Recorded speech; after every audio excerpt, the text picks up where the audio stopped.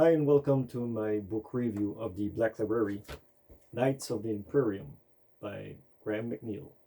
It's a short novella that was offered in hardcover a little while ago.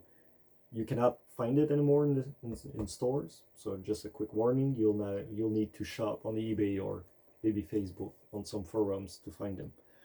But you can still get it in ebooks on the Black Library website for £8, I believe, about €14, 16 US, and about 19 Canadian money.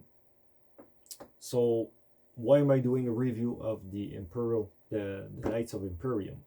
Well, I always love to have beside a novel, sorry, my accent, beside a novel, a little novella or short story.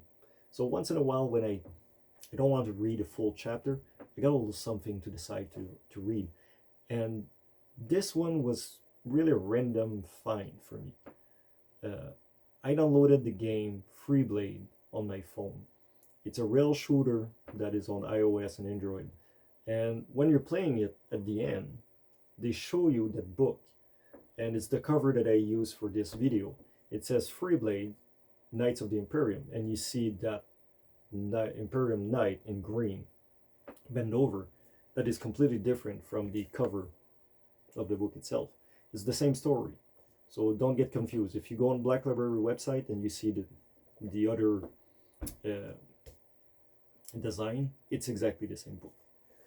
So yeah, from there I found this book. So here is the summary from Black Library. So Black Library says, the High Fleet Hydra is attacking Von Drac. And the Cult of Mars, this is a Forge world, and the Cult of Mars is requesting House Cadmus to help them out. But House Cadmus wants to split apart from the Cult of Mars. And they know that there's going to be tension between the two factions. So they'll need to find a way to split from the Cult of Mars before the Xenos or the Tyranids killed everybody. That's pretty much the end of that summary. It's a bit longer, but that's pretty much what it says. So here is my summary. So House Cadmus wants to split from the Cult of Mars. They believe that they've been under their influence for way too long and it's time to break apart. And they know there's going to be a lot of tension. So they decide to do one last mission for the Cult of Mars. And they know it's going to be a tough one. And the Cult of Mars knows what they're doing. And what they want to do is put them under so much pressure that they'll either die doing this mission or they'll just bend the knee in return for the cult. And that's pretty much it. That's it. So as you can see, my summary doesn't really cover the Tyranids. So when you start reading the book or the novella, the first chapter talks about the Tyranids. After that, they kind of disappear for the whole thing. They're really just a secondary plot. So if you're looking at some reviews, people are bashing a bit of that context. And it's not that bad because the story itself is more, not a thriller, but inner politics, how the houses are built, how they deal with decision making, who actually has the power, how the power structure is built. And it's really, really, really interesting to get inside of a short novella like these. Such a beautiful story and well written. So for 121 pages, you'll understand how the Cult of Mars deals with houses that want to split from them and how they take it and how they deal with it. You'll see how far they can go to make sure to keep their secret, their technology under their wrap and make sure that nobody can leave it. You'll see how the houses works. How the House Cadmus works, because every house got their own way of dealing with politics. But you'll see how the house work, how the connection with the knights work, from the throne and etc. The whispers and everything. How they can try to plan in advance that chess play in the battlefield. You'll get some action. You'll see how two houses can work together and kind of get friction together because they're not the same culture. They don't have the same belief, and that's really, really interesting to see that. So in such a short book, in a short novella like this, that is about a 5 to 6 hour read, you get so much information. And I believe it's nearly better than a codex for me, because a codex costs about $60. You get a really general, quick information, and sometimes it's more confusing. But this one, you really get inside of it. And I really love that. Another critic that I saw online about this book is the fact that Baron Roland is the leader of House Cadmus. He's using a lancer.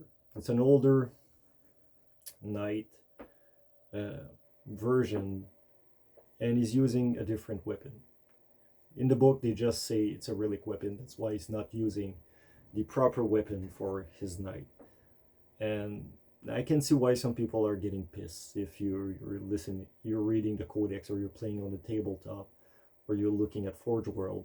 Some people, they will bug on that. But for me, it's more small details. And usually every readers or anybody that's used to the Warhammer 40k books from Black Library, they always just drop a relic weapon to solve some problems, right? Ex machina. So it's really, really easy to do. But it didn't break really the story for me.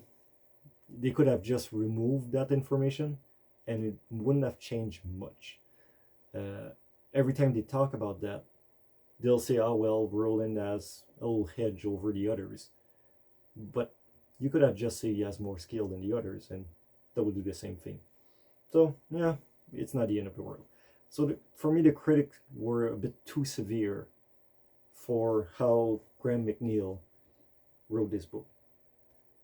So what I say is, if you're interested into the Imperial Knights and you want a glimpse of the Mechanicus, and you really love the Mechanicus, or you really love the Knights, go for this novella. It's a good introduction. It's a beautiful book to start with. It's better than a short story, because a short story for me in Canadian is $6. So paying 18, 19, I got 121 pages instead of 20 pages for six book. So actually I'm saving on the long term, right? And you got more information, and actually really well built. And you got multiple characters that you jump around with, and they're all well synced. The story pays so well that every time you finish a chapter, you want to read the other one. You got a crush of wanting to follow up with it. So for me, this is an 8.5.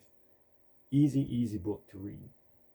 The only thing, and really the reason I'm removing that 0.5, is just because sometimes in the description, Graham seems to skip a few details, and you kind of get a little confusion. Like, are we standing over a forest and looking down to it? Are we actually within the perimeter of the forest? Are we just outside the bound of the forest? So he says we're looking at a tree. So I'm like, okay, but where are we in regard of those trees? It's a small thing.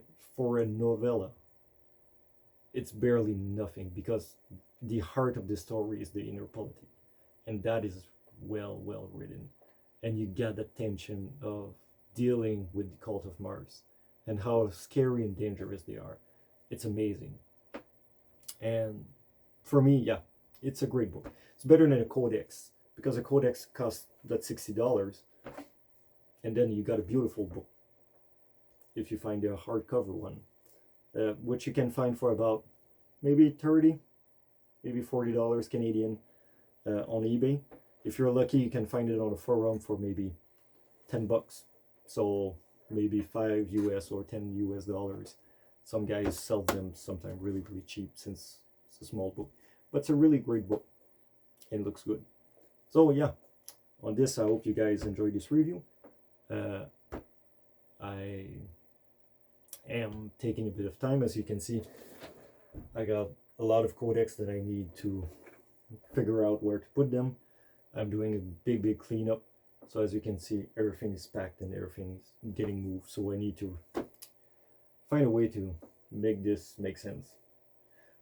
But yeah, so I'm returning with the reviews. So I hope you guys enjoy, and I'll see you guys around for the next book review.